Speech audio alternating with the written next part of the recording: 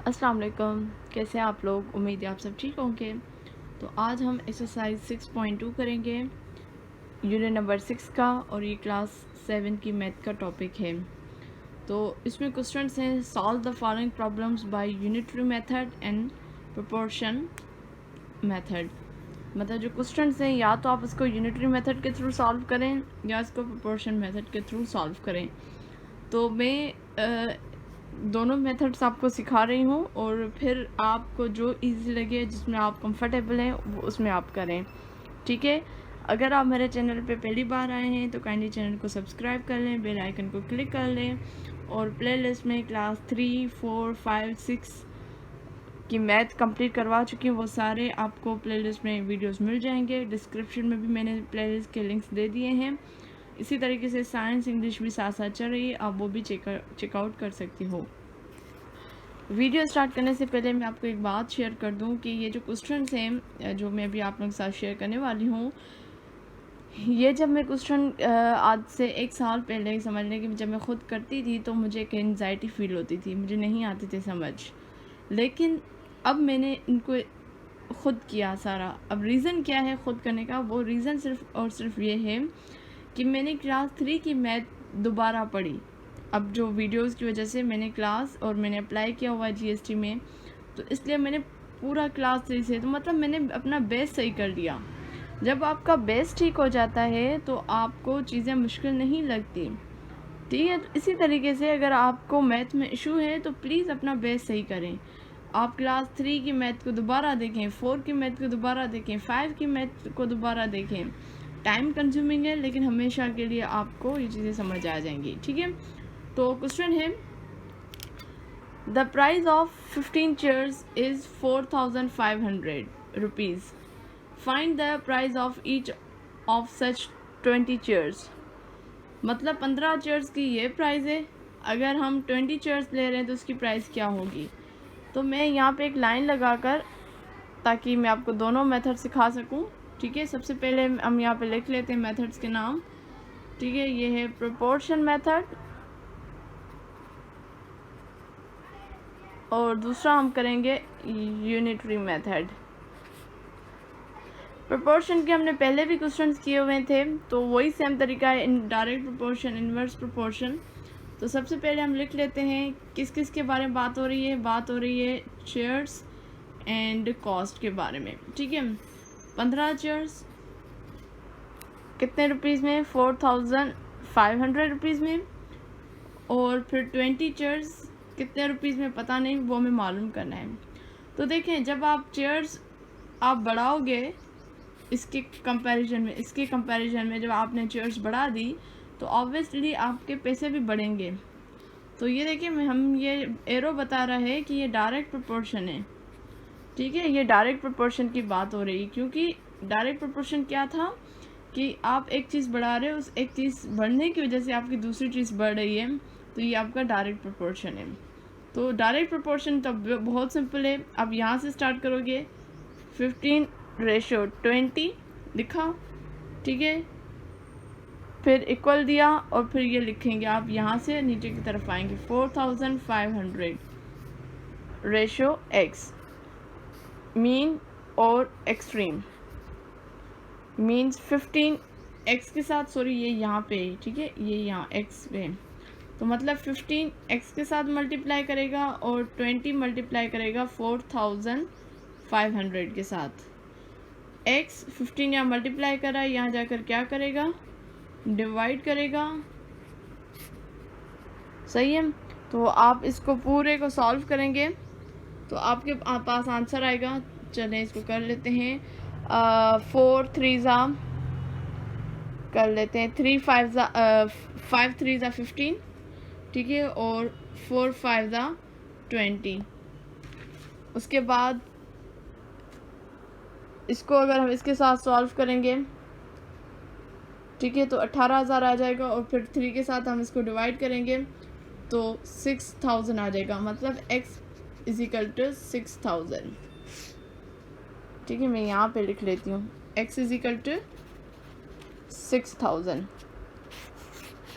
मतलब आपने 15 चेयर ली तो उसके 4,500 आई कॉस्ट, अगर आप 20 चेयर्स लेंगे तो उसकी ये वाली कॉस्ट आएगी 6000। इसको यहाँ पे आप सॉल्व कर लीजिएगा, मैं इसको नहीं कर रही, ठीक है।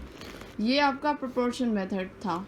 अब आते हैं हम यूनिटरी मेथड। यूनिटरी मेथड हम किसको बोलते हैं? देखें, अगर आप ले रहे हो 6 पेंसिल ले रहे हो और 30 रुपीज़ की आपको मिल रही है, तो आप मालूम करोगे कि एक पेंसिल की कीमत कितनी है, एक पेंसिल किसके, उसकी कॉस्ट कितनी है।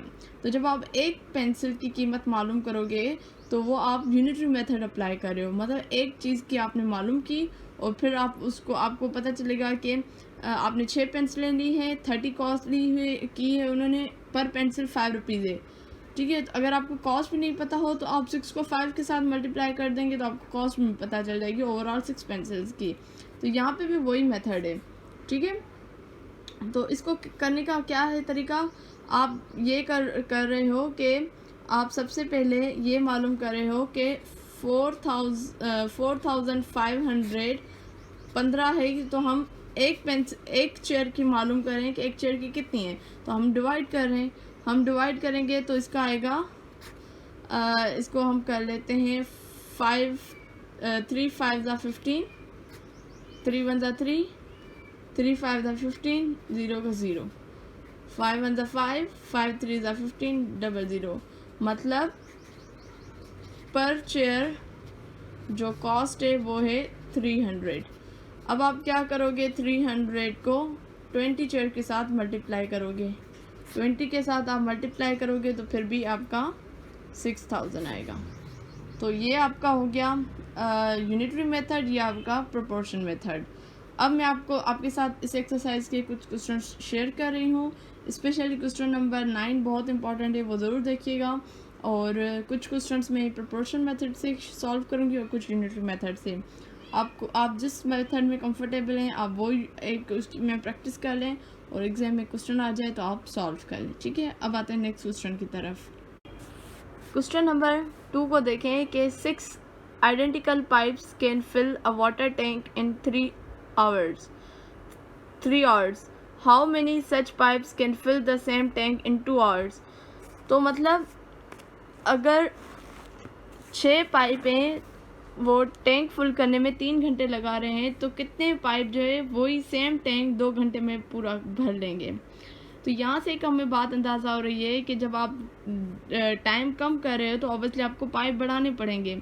तो ये आपका इन्वर्स प्रोपोर्शन होगा। तो सबसे पहले मैं यहाँ पे लिख रही हूँ, मैं इसको प्रोपोर्शन मेथड से कर रही हूँ। तो ये पाइप और टाइम, तो कितने पाइप, 6 पाइप, कितना टाइम ले रहे हैं, 3 आवर्स। और हाउ मेनी सच पाइप यानी x, और कितना घंटों में, 2 घंटों में, ठीक है। तो आप पाइप्स ऑब्वियसली बढ़ाओगे ना तो ये इस तरीके से ऊपर जाएगा और ये इस तरीके से नीचे आएगा, because it is the inverse proportion.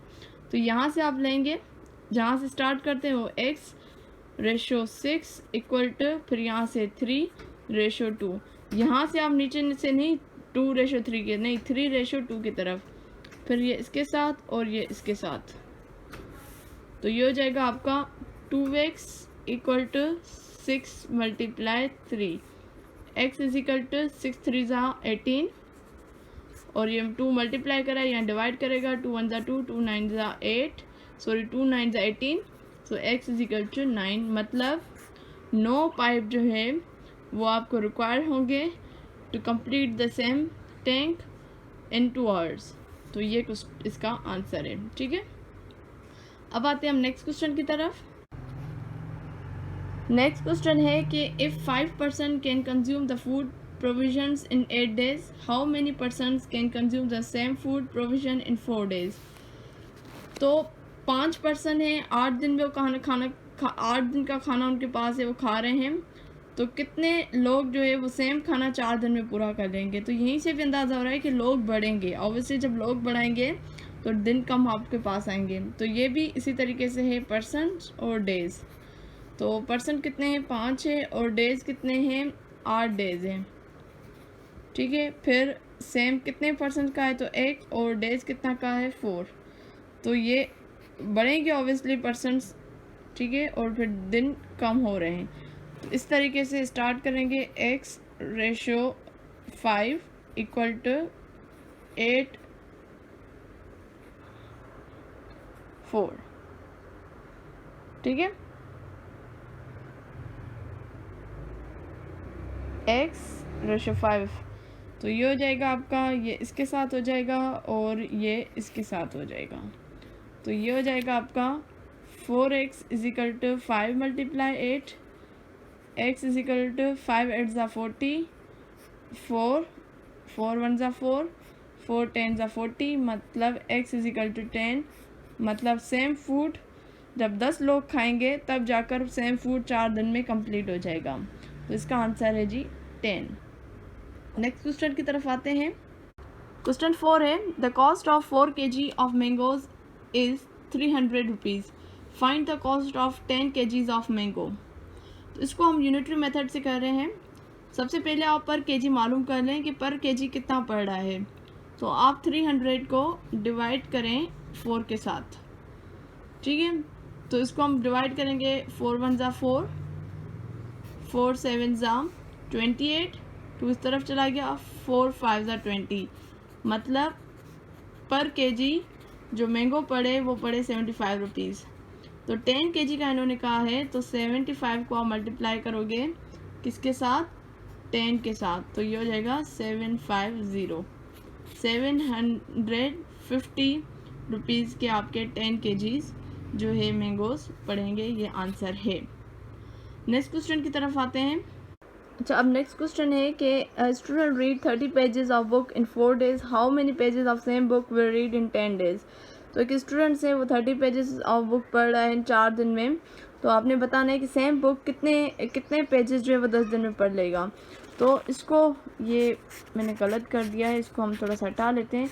सबसे पहले हम ये नोट करेंगे कि पर दिन वो कितना पढ़ रहा है। तो इसलिए मैं 30 को 4 के साथ क्या करूँगी, डिवाइड करूँगी। तो जब मैं 30 को 4 के साथ डिवाइड करूँगी तो इसका जो आंसर आएगा वो आएगा 7.5। मतलब पर डे जो है वो स्टूडेंट 7.5 पेजेस पढ़ रहा है। अब आपने 10 डेज़ का कहा है ना, तो आप क्या करेंगे, 7.5 को मल्टीप्लाई करेंगे 10 के साथ, तो ये हो जाएगा आपका 75। मतलब 75 पेजेस जो है वो 10 दिन में पढ़ लेगा, ठीक है। ये मैंने गलत कर दिया था, तो इसको हम ओमिट कर देते हैं, ठीक है। नेक्स्ट क्वेश्चन की तरफ आते हैं। अच्छा, अब मैं डायरेक्ट आ रही हूँ क्वेश्चन 9 की तरफ। क्वेश्चन 6, 7, 8 और 10 में कोई भी इशू है आप मुझे बता दें। इजी है, आप थोड़ी प्रैक्टिस करें, खुद हो जाएंगे, ठीक है। ये थोड़ा डिफरेंट है इसलिए मैं करवा रही हूँ।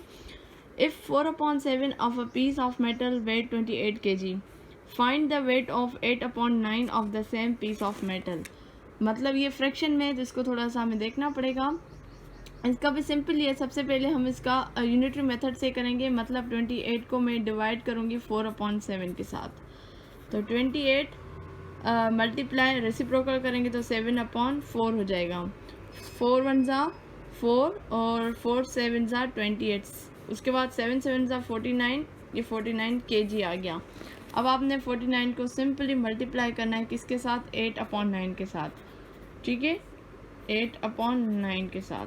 तो 9 1 ज़ा 9 और उसके बाद चलो इसको 9 1 ज़ा नहीं, इसको पूरे को हम सॉल्व करेंगे तो हमारे पास आ जाएगा, ये इसके साथ मल्टीप्लाई करेगा तो ये जाएगा 392/9 kg, ठीक है। अच्छा, एग्जाम्स में ऐसे क्वेश्चंस आते हैं, सिर्फ वैल्यू का फ़र्क होता है, वैल्यू उसमें बहुत छोटी देते हैं ताकि आप इजीली कर लें। तो उम्मीद है आपको आज की वीडियो अच्छी लगी होगी। अगर अच्छी लगी है लाइक करें, कमेंट करें, दूसरे के साथ ज़रूर शेयर करें। मुझे अपनी दुआ में याद रखें। अब हाज़िर होंगी मैं नेक्स्ट वीडियो में, तब तक मुझे दीजिए इजाज़त। अल्लाह हाफिज़।